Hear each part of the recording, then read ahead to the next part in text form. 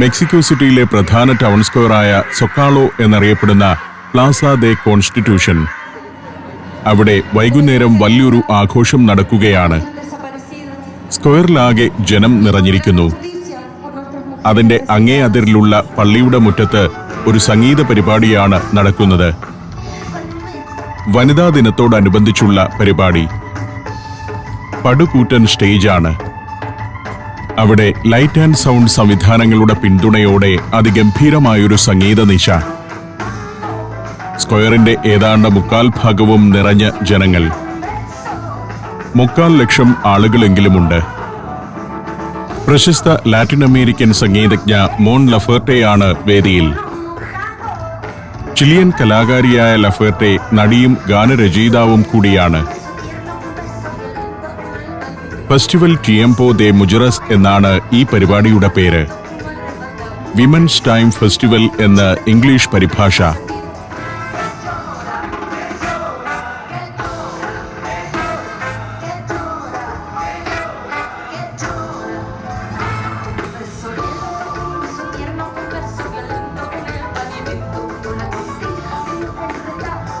അന്താരാഷ്ട്ര വനിതാ ദിനത്തോടനുബന്ധിച്ച് അതിവിപുലമായി സംഘടിപ്പിക്കുന്ന പരിപാടിയുടെ 2ാം എഡിഷനാണ് 2020-ലേത്.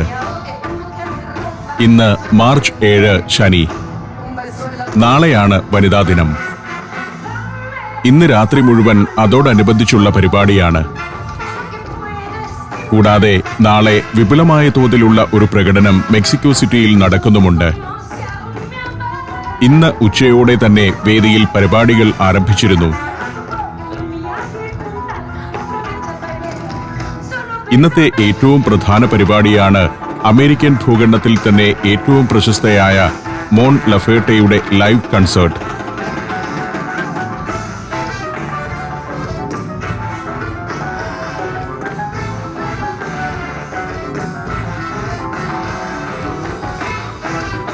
ചിലി, പെറു, ബ്രസീൽ എന്നിവിടങ്ങളിൽ നിന്നുള്ള ഉപകരണ സംഗീത വിദഗ്ധരാണ് ലഫേർട്ടെയ്ക്കൊപ്പം വേദിയിലുള്ളത്.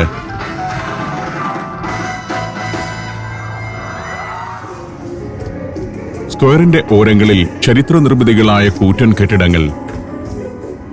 അതിന്റെ ബാൽക്കണിയിൽ ഇരുന്നും ആളുകൾ വേദിയിൽ നടക്കുന്ന പരിപാടി കാണുന്നു. കെട്ടിടങ്ങളെല്ലാം മനോഹരമായി ലൈറ്റപ്പ് ചെയ്തിട്ടുണ്ട്. സ്റ്റേജിലെ പ്രകാശ സംവിധാനങ്ങളാകട്ടെ കണ്ണഞ്ചിപ്പിക്കുന്നതാണ്. 40 അടിയോളം ഉയരമുണ്ട് സ്റ്റേജിന്. മോൺ ലഫേർട്ടെയുടെ കൺസേർട്ടിനായി പ്രത്യേകം ഡിസൈൻ ചെയ്ത സ്റ്റേജും ലൈറ്റ് ആൻഡ് സൗണ്ട് സംവിധാനങ്ങളുമാണ്. പരിപാടി ഞാൻ കുറെ നേരം കണ്ടുനിന്നു. ക്യാമറയിൽ റെക്കോർഡ് ചെയ്യുമ്പോൾ അതിന് നേരിൽ കാണുന്ന ഭംഗി ഉണ്ടാവില്ല. സ്റ്റേജ് വളരെ അകലെയാണെന്നതാണ് അതിനൊരു കാരണം. ആളുകൾക്കിടയിലൂടെ ഞാൻ നടന്നു. സ്ക്വയറിന്റെ ഏറ്റവും പിൻഭാഗമാണ് ഇത്. ഇവിടെ ആളുകൾ അല്പം ചിതറിയാണ് നിൽക്കുന്നത്. നേരം 10 മണിയായിട്ടുണ്ട്. സ്ക്വയറിലേക്ക് വന്നു ചേരുന്ന 20th നവംബർ അവന്യൂ എന്ന പാതയാണ് അക്കാണുന്നത്. അതിലൂടെ ആളുകൾ സ്ക്വയറിലേക്ക് വരികയും തിരികെ പോവുകയും ചെയ്യുന്നുണ്ട്. നവംബർ 20 മെക്സിക്കോയുടെ റവല്യൂഷൻ ഡേ ആണ്. ഇക്കാണുന്നത് ഇവിടുത്തെ സിറ്റി ഹാൾ മന്ദിരമാണ്, നഗരഭരണ കേന്ദ്രം. മറുഭാഗത്തുള്ള കെട്ടിടങ്ങളെല്ലാം ലൈറ്റപ്പ് ചെയ്ത് നിർത്തിയിട്ടുണ്ട്. ഈ നീളൻ കെട്ടിടം പ്രസിഡന്റിന്റെ കൊട്ടാരമാണ്, നാഷണൽ പാലസ്. അതാണ് സ്ക്വയറിന്റെ ഒരതിര്. 2018 ശേഷം ഇവിടെ പ്രസിഡന്റ് വസിക്കുന്നില്ലെങ്കിലും ഇപ്പോഴും പ്രസിഡൻഷ്യൽ പാലസ് എന്നു തന്നെയാണ് ഇത് പൊതുവെ അറിയപ്പെടുന്നത്. അതിബൃഹത്തായ കെട്ടിടം. മെക്സിക്കോ സ്പെയിനിന്റെ കോളനിയായിരുന്ന കാലത്ത് വൈസ്രോയിമാർ വസിച്ചിരുന്നത് അതിലാണ്. സ്ക്വയറിന്റെ കിഴക്കേ അതിരിലാണ് നാഷണൽ പാലസ്.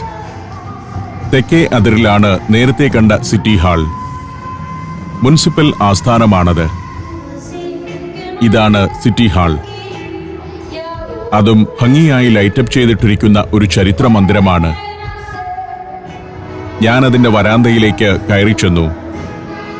സ്ക്വയറിന് അഭിമുഖമായാണ് വരാന്ത. കമാനങ്ങളും കൊത്തുപണികളും മൊസൈക് ചിത്രങ്ങളും കൊണ്ട് മനോഹരമാക്കിയിരിക്കുന്നു വരാന്ത. രാത്രിയിലെ ലൈറ്റപ്പ് കൂടിയായപ്പോൾ അതിന്റെ സീലിംഗിനും ഭിത്തിക്കുമെല്ലാം പ്രത്യേകമായൊരു ഭാവം കൈവന്നിരിക്കുന്നു. പകൽ നേരത്ത് ഞാൻ ഇതിലെ ഒന്ന് നടന്നതാണ്. അപ്പോൾ കാണാത്ത ഭംഗി ഇപ്പോഴുണ്ട്. മാത്രമല്ല, കെട്ടിടത്തിനകത്തെ മുറികളും സ്റ്റെയർ കേസുകളുമൊക്കെ ലൈറ്റ് ഓൺ ചെയ്തപ്പോൾ കുറെ കൂടി വ്യക്തമായി കാണാം. എത്ര ഗംഭീരമായൊരു സ്പാനിഷ് നിർമ്മിതിയാണിതെന്ന് ഈ രാത്രിയിലാണ് കൂടുതൽ വ്യക്തമാവുന്നത്. 16-ാം നൂറ്റാണ്ടിലെ നിർമ്മിതിയാണിത്. പട്ടിയുമൊത്ത് നടക്കാനിറങ്ങിയ 2 പേർ. അവരെ പിന്നിട്ട് ഞാൻ നടന്നു. ഇത് ഒരു ഹോട്ടലാണ്, ഗ്രാൻഡ് ഹോട്ടൽ. സ്ക്വയറിന്റെ ഒരതിരിലെ പഴയ സ്പാനിഷ് മന്ദിരത്തിലാണ് ഹോട്ടൽ. ഫെഡറൽ ഡിസ്ട്രിക്ട് ബിൽഡിംഗ്സ് എന്നറിയപ്പെടുന്ന ചരിത്ര മന്ദിരങ്ങളിൽ ഒന്ന്. അതിന്റെ താഴത്തെ നിലയിൽ മുഴുവൻ സ്വർണ്ണക്കടകളാണ്. പകൽ നേരത്ത് തുറന്നിരിക്കുന്ന സ്വർണ്ണക്കടകൾ ഞാൻ കണ്ടിരുന്നു. നടന്ന് ഫ്രാൻസിസ്കോ മദേരോ അവന്യൂവിലേക്ക് ഇറങ്ങി. 10 മണി നേരത്തും മദേരോ അവന്യൂവിലൂടെ ജനം ഒഴുകുന്നു. ദീർഘമായ യാത്രകളുടെ ക്ഷീണമുണ്ട്. ഞാൻ ഹോട്ടലിന്റെ ലോബിയിലേക്ക് കയറി ചെന്നു. അവിടെ ഇപ്പോഴും ആളുണ്ട്. Majestic hotel. പ്രൗഢമായ ഒരു സ്പാനിഷ് നിർമ്മിതി. പഴയ ഒരു ഹോട്ടലാണിത്. അതിന്റെ 401-ാം നമ്പർ മുറി ഇന്ന് എന്റേതാണ്. അതിലേക്ക് കയറി ചെന്നു. നല്ല ഉറക്കം വരുന്നുണ്ട്. ആ കട്ടിലേക്ക് വീണു. പിറ്റേന്ന് രാവിലെ 5 മണിയായപ്പോഴേ ഞാൻ റെഡിയായി ലോബിയിലെത്തി. ദീർഘമായ ഒരു യാത്രയ്ക്കൊരുങ്ങിയാണ് വന്നിരിക്കുന്നത്. ഹോട്ടലിന് പുറത്തിറങ്ങി. നല്ല തണുപ്പുണ്ട്. ഇവിടെ നിന്നും എന്നെ കൊണ്ടുപോകാൻ ഒരാൾ കാറുമായി വരും. തെരുവ് വിജനമാണ്.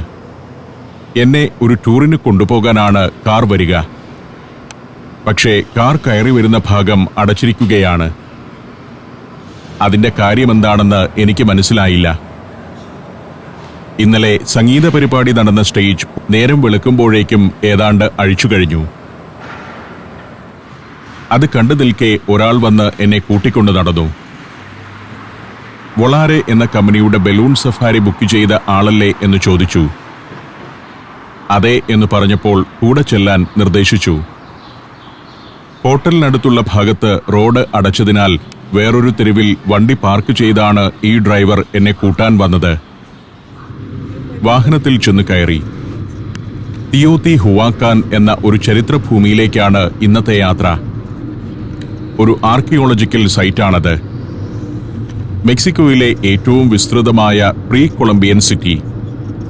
മെക്സിക്കോയിൽ അസ്ടെക് സാമ്രാജ്യം വരുന്നതിനും മുൻപുണ്ടായിരുന്ന സമ്പുഷ്ടമായ നാഗരികതയുടെ ശേഷിപ്പുകളാണ് അവിടെയുള്ളത്. കൂറ്റൻ പിരമിഡുകൾ ഉൾപ്പെടെ ഒട്ടേറെ നിർമ്മിതികൾ. ആർക്കിയോളജിക്കൽ സൈറ്റ് സന്ദർശിക്കുന്നതിന് മുന്നോടിയായി ഒരു ഹോട്ട് എയർ ബലൂണിൽ അതിനു മുകളിലൂടെ ഒരു സഫാരിയുമുണ്ട്. നേരം പുലർന്നിട്ടില്ല. 5 മണി കഴിഞ്ഞിട്ടേയുള്ളൂ. വാഹനത്തിൽ 7ഓളം പേരുണ്ട്. അവർ ആരാണെന്ന് കാണുന്നില്ല. ഇരുട്ടിലാണ് എല്ലാവരും. വെളിച്ചം തെളിഞ്ഞ് മുഖം കണ്ടു തുടങ്ങിയപ്പോൾ ഇന്ത്യൻ വംശജർ തന്നെയാണെന്ന് മനസ്സിലായി. അമേരിക്കയിലോ മറ്റോ സ്ഥിരതാമസമാക്കിയവരാണ്. അങ്ങുകിഴക്ക് ഉദയകിരണങ്ങൾ കണ്ടു തുടങ്ങി. നേരം പുലർന്നപ്പോഴേക്കും വാഹനം ഒരിടത്ത് ചെന്നു നിന്നു. വലിയൊരു മൈതാനത്തിന്റെ ഓരത്ത്. ഞങ്ങൾ അവിടെ ഇറങ്ങി. മറുഭാഗത്ത് നിരവധി ബലൂണുകൾ വീർത്തു വരുന്നതാണ് കാഴ്ച. അതിൽ ചൂടുവായു നിറച്ചുകൊണ്ടിരിക്കുകയാണ്. വൊളാരെ എന്ന കമ്പനിയുടേതാണ് ബലൂണുകളെല്ലാമെന്ന് കാഴ്ചയിൽ തന്നെ മനസ്സിലാവും. ചെറുപന്തലുകളുടെ ചുവട്ടിൽ സുവനീർ വിൽപ്പനക്കാർ എത്തിക്കഴിഞ്ഞു. വലിയൊരു പന്തലുമുണ്ടിവിടെ. ഇത് വൊളാരെ കമ്പനിയുടെ ഓഫീസ് പ്രവർത്തിക്കുന്ന ഇടമാണ്. ഞാൻ നേരത്തെ തന്നെ ടിക്കറ്റ് എടുത്തിട്ടുണ്ട്. കൗണ്ടറിൽ ചെന്ന് ചെക്ക് ഇൻ ചെയ്താലേ ബലൂൺ അനുവദിച്ചു കിട്ടൂ. ഇവിടെ ഒരു ഫോം പൂരിപ്പിച്ചു നൽകണം. രജിസ്ട്രേഷൻ നടപടികൾ കഴിഞ്ഞു. ഒരു ഭാഗത്ത് കാപ്പിയും ബിസ്ക്കറ്റുമുണ്ട്. അതെടുത്ത് കഴിച്ച് കാത്തു നിൽക്കാം. ഞാൻ കാപ്പി കുടിച്ച് പുറത്തേക്കിറങ്ങി. 6 ഡിഗ്രി സെൽഷ്യസേ ഉള്ളൂ ഇപ്പോൾ ഇവിടെ താപനില. Djibouti, Fiji, Lebanon, Ethiopia, Armenia. സഞ്ചാരം വോളിയം നമ്പർ 17. ഫുൾ HD-യിലുള്ള ഈ അപൂർവ ദൃശ്യയാത്രാ വിവരണ ശേഖരം സ്വന്തമാക്കാൻ സഞ്ചാരം എന്ന് SMS ചെയ്യൂ. ഫോൺ 9995 444 222. ബലൂണുകൾ പലതും ഉയർന്നു തുടങ്ങിക്കഴിഞ്ഞു. തിയോത്തി ഹുവാക്കാൻ എന്ന ആർക്കിയോളജിക്കൽ സൈറ്റിലെ വലിയ പിരമിഡുകളുടെയും ചരിത്ര സ്മാരകങ്ങളുടെയും മുകളിലൂടെ ഏതാണ്ട് 2 മണിക്കൂർ നേരം ഈ ബലൂണുകൾ പറക്കും. ആദ്യമാദ്യം വന്നവരാണ് ബലൂണുകളിൽ പറന്നു തുടങ്ങിയിരിക്കുന്നത്. എല്ലാം ഹോട്ട് എയർ ബലൂണുകളാണ്. ചൂടുവായു നിറച്ച് പറക്കുന്നവ. ഓരോന്നിലും വലിയ ബർണറുകളുണ്ട്. പ്രൊപ്പൈൻ ഗ്യാസാണ് ഇന്ധനം. അത് കത്തിച്ച് ബലൂണിൽ ചൂടുവായു നിറച്ചാണ് ഉയരുന്നത്. അതിന്റെ വിശദാംശങ്ങൾ ഇനി കാണാനിരിക്കുകയാണ്.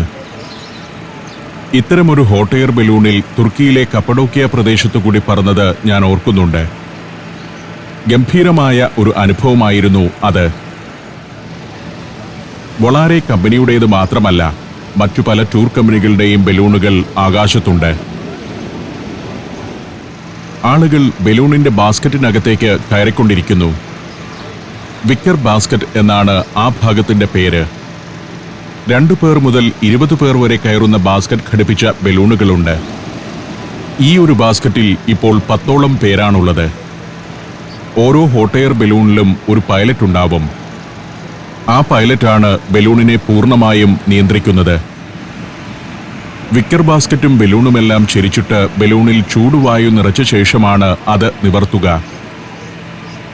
ഇവിടെ ചെരിഞ്ഞുകിടക്കുന്ന ബലൂണും നിവർന്നു കഴിഞ്ഞ ബലൂണും കാണാം. ചൂടുവായു നിറയ്ക്കുകയെന്നാൽ ബലൂണിനകത്തേക്ക് തീ കത്തിക്കുകയാണ്. അപ്പോൾ സ്വാഭാവികമായും അതിനുള്ളിലെ വായു ചൂടുപിടിക്കും. അതോടെ ബലൂൺ നിവരും. ഇവിടെ ഒരു ബലൂണിനകത്തേക്ക് ബർണറിൽ നിന്നും അഗ്നിനാളങ്ങൾ കടത്തിവിട്ടുകൊണ്ടിരിക്കുകയാണ്. അങ്ങനെ കുറേ നേരം തീ കത്തി വായു നന്നായി ചൂടുപിടിച്ചു കഴിയുമ്പോൾ ബലൂൺ സാവധാനം നിവർന്നു തുടങ്ങും. അപ്പോഴേക്കും കുറേ ആളുകൾ ചേർന്ന് വിക്കർ ബാസ്ക്കറ്റിനെയും നിവർത്തും. ഇതാ ബലൂൺ നിവർന്നു തുടങ്ങി. അതിനൊപ്പം ബാസ്ക്കറ്റ് നിവരാൻ ആളുകൾ സഹായിക്കുന്നുണ്ട്. ബാസ്ക്കറ്റ് നിവരുമ്പോഴേക്കും പൈലറ്റ് അകത്തു കയറും. പിന്നെ പൈലറ്റിന്റെ നിയന്ത്രണത്തിലാവും കാര്യങ്ങൾ. അതുവരെയുള്ള സഹായത്തിനായി കുറെ ഗ്രൗണ്ട് സ്റ്റാഫ് ആവശ്യമുണ്ട്. ഒരു ബലൂൺ പറത്താൻ 10ഓളം ഗ്രൗണ്ട് സ്റ്റാഫും ഒരു പൈലറ്റും വേണം. അവരുടെ ട്രാൻസ്പോർട്ടേഷന് ഒരു പിക്കപ്പ് വാഹനവും വേണം. ബർണർ കത്തിക്കാൻ ഉപയോഗിക്കുന്നത് പ്രൊപ്പൈൻ എന്ന ഗ്യാസാണ്. ലിക്വിഫൈഡ് പെട്രോളിയം ഗ്യാസുകളിൽ ഉൾപ്പെട്ടതാണ് പ്രൊപ്പൈനും. ഉയർന്നു തുടങ്ങിയ ബലൂണുകൾ ആകാശം മുഴുവൻ നിറയുന്നു. പല നിറങ്ങളിലുള്ള നിരവധി ബലൂണുകൾ. ഇവിടെ മറ്റൊരു ബലൂൺ ഉയർത്താനുള്ള ശ്രമം തുടങ്ങിക്കഴിഞ്ഞു. ബർണറിൽ നിന്നുള്ള തീജ്വാലകൾ നീളത്തിൽ ബലൂണിലേക്ക് ആളുന്നത് കാണാം. പുറത്തെ അന്തരീക്ഷത്തിലേതിനേക്കാൾ കൂടിയ ചൂട് ബലൂണിനകത്തുണ്ടാവുമ്പോഴാണ് അത് ഉയരുന്നത്. ചൂടുവായു എപ്പോഴും മുകളിലേക്ക് ഉയരുമെന്ന തത്വമാണ് ഇവിടെ പ്രവർത്തിക്കുന്നത്. ബർണർ കൊണ്ട് ബലൂണിനകത്തെ വായുവിനെ ചൂടാക്കുമ്പോൾ അതിന്റെ ഭാരം കുറയുന്നു. അതോടെ ബലൂൺ മുകളിലേക്ക് ഉയരും. ചൂടുവായുവിന്റെ അളവ് കൂടിയാൽ കൂടുതൽ ഭാരത്തെ അത് ഉയർത്തും. ബലൂണിനകത്തെ ചൂട് നിയന്ത്രിച്ചാണ് അത് ഉയർത്തുകയും താഴ്ത്തുകയും ചെയ്യുന്നത്. വലിയ മൈതാനത്ത് ഒട്ടേറെ ബലൂണുകൾ.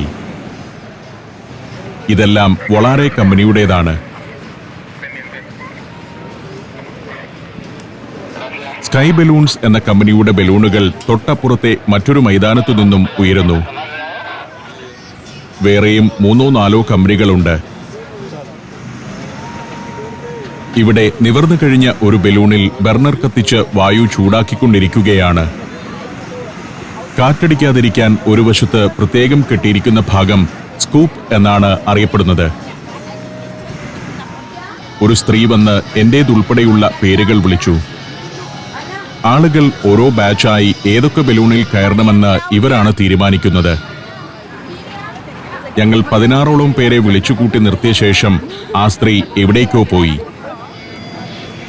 ഞങ്ങൾ അവിടെ കൂട്ടം കൂടി നിൽപ്പുമായി. ഇവിടെ ഇതാ മറ്റൊരു കാഴ്ച. വലിയൊരു ക്രേനിൽ തൂക്കിയിട്ടിരിക്കുന്ന കുറെ കസേരകളും മേശകളും. ഡിന്നർ ഇൻ ദ സ്കൈ എന്നൊരു പരിപാടിക്കുള്ളതാണത്. ബെൽജിയം ആസ്ഥാനമായി പ്രവർത്തിക്കുന്ന ഒരു കമ്പനിയാണ് അത് നടത്തുന്നത്.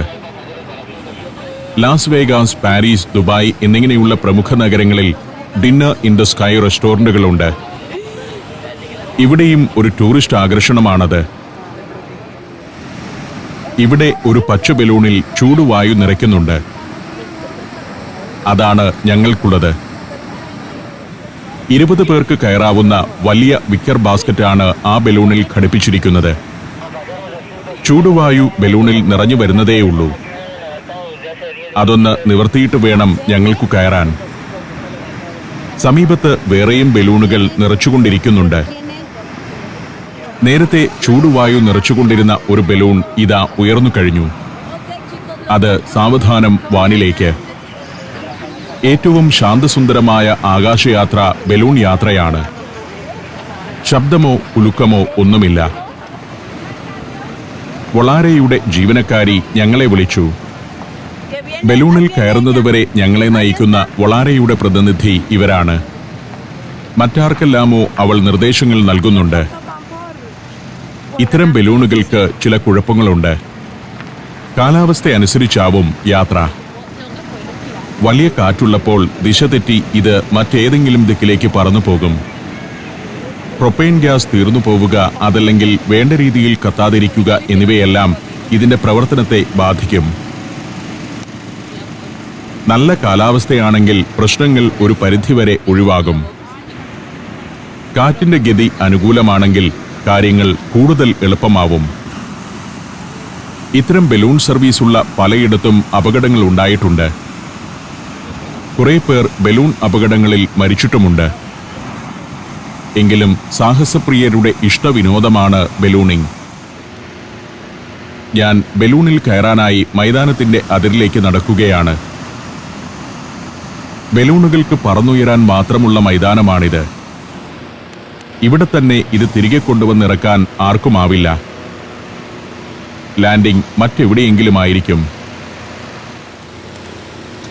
ഞങ്ങളെ തിരികെ കൊണ്ടുവരാൻ അവിടേക്ക് വാഹനമെത്തും. ഓരോ ബലൂണിനും അത്തരം സർവീസുകൾക്കായി ഒരു വാഹനമുണ്ടായിരിക്കും. 20 പേർക്ക് കയറാവുന്ന വിക്കർ ബാസ്ക്കറ്റുള്ള ബലൂണിനടുത്തേക്കാണ് ജീവനക്കാരി ഞങ്ങളെ നയിച്ചത്. ബാസ്ക്കറ്റ് പല കള്ളികളായി തിരിച്ചിരിക്കുകയാണ്. അതിലെ ഒരു കള്ളിയിലേക്ക് മാത്രം നടന്നു കയറാം. ഞാൻ അങ്ങനെയാണ് കയറിയത്. മറ്റു കള്ളികളിലേക്ക് ഈ വിധം തെല്ലൊന്ന് ശ്രമപ്പെട്ടു വേണം കയറാൻ. പലരും ബാസ്ക്കറ്റിൽ കയറിപ്പറ്റാൻ വല്ലാതെ പാടുപെടുന്നുണ്ട്. ചിലർക്കാകട്ടെ പരസഹായത്തോടെ മാത്രമേ കയറാനാവുന്നുള്ളൂ. ചൂരൽ മെടഞ്ഞാണ് ബാസ്ക്കറ്റ് ഉണ്ടാക്കുന്നത്. ബാസ്ക്കറ്റിന് നടുവിലെ കമ്പാർട്ട്മെന്റ് പൈലറ്റിനുള്ളതാണ്. അവിടെ തന്നെയാണ് പ്രൊപ്പൈൻ ഗ്യാസ് സിലിണ്ടറുകളും. മുകളിൽ ബർണറുകൾ.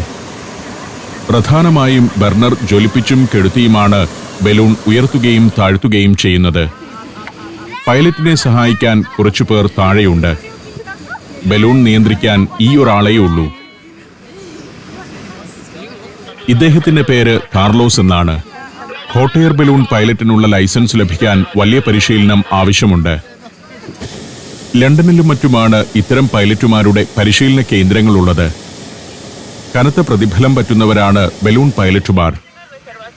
ഇവിടെ ബലൂണിൽ ഒരു തവണ പറക്കാൻ ഒരാൾക്കുള്ള ടിക്കറ്റ് നിരക്ക് $170 13,000 രൂപയോളം. ഓരോ ബലൂണിന്റെയും ഒറ്റ യാത്ര കൊണ്ട് തന്നെ കമ്പനിക്ക് നല്ലൊരു തുക ലഭിക്കുന്നുണ്ട്. അതുകൊണ്ട് തന്നെ പൈലറ്റിനും നല്ല ശമ്പളമുണ്ടാവും. ഞങ്ങളുടെ തൊട്ടടുത്തു നിന്ന് മറ്റൊരു ബലൂണും ഉയർന്നു കഴിഞ്ഞു. ബലൂൺ ഉയർത്തിവിടുന്നതും താഴെയെത്തുമ്പോൾ പിടിച്ചു നിർത്തുന്നതും ഗ്രൗണ്ട് സ്റ്റാഫിന്റെ ജോലിയാണ്. ഞങ്ങളുടെ ബലൂണും പറക്കാനുള്ള ഒരുക്കത്തിലാണ്. തൊട്ടപ്പുറം മറ്റൊരു ബലൂണിലേക്ക് ആളുകൾ കയറുന്നുണ്ട്. ഏതു നിമിഷവും ഞങ്ങളുടെ ബലൂൺ ഉയരാം. ഗ്രൗണ്ട് സ്റ്റാഫിന് പല ജോലികളുണ്ട്. അവർ ചില വടങ്ങൾ മുറുക്കുന്നു. ലാൻഡിംഗ് സമയത്ത് ആ വടത്തിൽ പിടിച്ചാണ് അവരിതിനെ താഴെ ഇറക്കുക. ഇവരാണ് ഞങ്ങളുടെ ബലൂണിന്റെ ഗ്രൗണ്ട് സ്റ്റാഫ്. വാഹനവുമുണ്ട്. ബലൂൺ യാത്ര തുടങ്ങുന്നതും കാത്ത് ഞാൻ നിന്നു.